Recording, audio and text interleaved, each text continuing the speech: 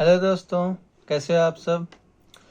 SSC stenographer 2019 का exam हुए काफ़ी टाइम हो चुका है, लेकिन रिज़ल्ट नहीं आ रहा है। रिज़ल्ट कब तक आएगा, इसके लिए मैं एसएससी के हेडक्वार्टर न्यू दिल्ली गया था पता करने कि रिज़ल्ट कब तक देंगे, लेकिन लिटरली उनके पास कोई जवाब नहीं था। उन्होंने कहा फरवरी में आ भी सकता है, नहीं भी आ सकता है। अगर इस तरह से हमारा प्रोसेस चलेगा तो सोचो कितना डिले हो जाएगा। तो इसी के लिए मैं आज आया हूँ आप सबसे बात करने कि जितने भी स्टेनो के बच्चे हैं जो रिज़ल्ट का वेट कर रहे हैं, सिर्फ पे हाथ रख के अगर बैठे रहेंगे तो उससे रिज़ल्ट नहीं आएगा। सब लोग मिलके, जैसे पिछली बार पीजी पोर्टल पे ग्रीवियंसेस डाला गया था, उसी तरह फिर से सब मिलके ग्रीवियंसेस डालना है पीजी पोर्टल पे। कहाँ कैसे डालना है ग्रीवियंसेस, कैसे शिकायत दर्ज की जाती है, क्या लिखना है क्या नहीं, क्या क्या चीज़ करना है, सारी चीज़ें मैं डिस्क्रिप्शन और कमेंट बॉक्स में मेंशन कर दूंगा। आप वहाँ से देख के उस चीज़ को, प्रोसेस को फॉलो करना और कर लेना। और दूसरी चीज़ कि आप जिस भी जोन रीजनल एरिया से बिलोंग करते हो, जैसे आप सीआर से हो, सेंट्रल रीजन या एनआर रीजन या जिस भी रीजन से हो, आप वहाँ का ईमेल आईडी होता है, उस ईमेल आईडी पे भी आप अपनी बात रखना। जो भी चीज़ आपको प्रॉब्लम है वो चीज़ें वहाँ पे लिखना। और तीसरी चीज़, एसएससी के वेबसाइट पे फीडबैक पोर्टल है। आप फीडबैक पोर्टल पे जाओगे, वहाँ पे आप अपना शिकायत दर्ज कर सकते हो। तो ये 3 चीज़ आप ज़रूर करना। एक, पीजी पोर्टल पे ग्रीवियंसेस डालना है। सेकंड, आपको अपने कंसर्न्ड रीजनल ईमेल आईडी पे आपको अपना मेल करना है। और तीसरा, एसएससी के फीडबैक पोर्टल पे आपको अपनी शिकायत लिखनी है और उसको फिर सबमिट करना है। मैं एक चीज़ कहूँगा आप सबको, जो मैंने देखा और मुझे समझ आया है कि एसएससी को अगर आप कॉल करोगे या आप वहाँ पे चले जाओ मिलने के लिए जहाँ सूचना देते हैं, इनके पास जानकारी नहीं होती। इनके पास क्या जानकारी आपको मिलेगी? अगर आप फॉर्म भर रहे हो, उसमें कोई प्रॉब्लम आ गया, एडमिट कार्ड में कोई इशू आ गया, सर्टिफिकेट रिलेटेड कोई इशू है, आप बात करो, वो आपका सॉल्व कर देंगे। लेकिन आपका रिजल्ट कब आएगा, ये सब चीज़ें की जानकारी इनके पास नहीं होती है। तो अगर आप सोचोगे कि आप बार बार फ़ोन करते रहोगे, उन पे प्रेशर बना के, नहीं, उन पे कोई प्रेशर नहीं बनेगा। वहाँ पे बस एक इंसान बैठा हुआ है, उसके ऊपर प्रेशर बनता है। और वो ऊपर ऐसा नहीं है कि उनका बात इतने ऊपर लेवल अधिकारी से होता है कि वो वहाँ से ऊपर कुछ कह दे, वहाँ बात बन जाए। उस इंसान को रखा ही इसीलिए गया है कि आपको फ़ोन आएगा, शिकायत करेंगे बच्चे, आप उनकी बात सुनो बस, ठीक है, ताकि हमें लगे कि हाँ, एसएससी हमारी बात सुन रही है। लेकिन इससे कुछ होने जाने वाला नहीं है। अगर आप देखोगे एसएससी के वेबसाइट को, तो 2 दिन, कल और आज, एसएससी ने 2 नोटिफिकेशन जारी किया है। एक सीजीएल का है और एक आज जीडी कांस्टेबल का। उसमें यही लिखा हुआ है कि बच्चों ने काफ़ी मात्रा में रिप्रेजेंटेशन फाइल की थी, तो एसएससी ने उसको संज्ञान लिया और फिर उससे रिलेटेड नोटिफिकेशन जारी की। स्टेनो से रिलेटेड कोई नहीं आया है नोटिफिकेशन। क्यों? क्योंकि हम जो लगभग 4500 बच्चे हैं, 4500 स्टेनोग्राफर्स जो स्किल टेस्ट दिए थे, ये रिप्रेजेंटेशन नहीं डाले हैं अभी तक। ये बस एक दूसरे से बात करते हैं, बताते हैं कि क्या प्रॉब्लम है।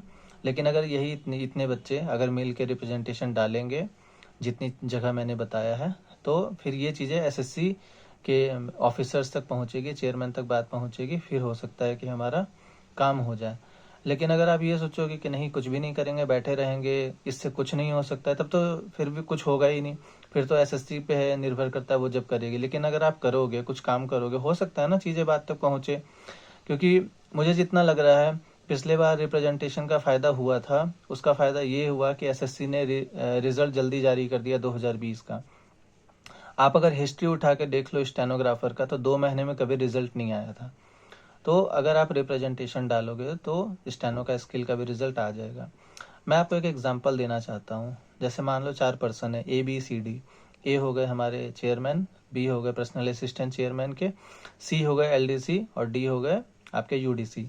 तो सी जो एलडीसी है, मानो उनको काम दिया गया एसएससी स्टेनो के रिजल्ट आपका रेडी हो गया, सारी चीज़ें फॉर्मेट कर दो, नोटिंग वोटिंग करके आप रेडी कर दो।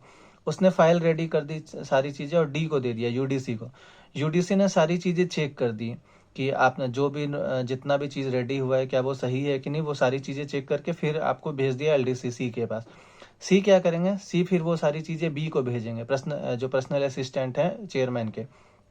फिर बी सारी चीज़ें चेक करेंगे एंड वो फिर चेयरमैन साहब को फाइल दे देंगे। लेकिन जब चेयरमैन साहब को फाइल दे दी गई है, उसके बाद फिर कोई उनसे जाके ये पूछ नहीं सकता कि सर आपको फाइल दिए थे 15 दिन पहले, 10 दिन पहले, उस फाइल का क्या हुआ।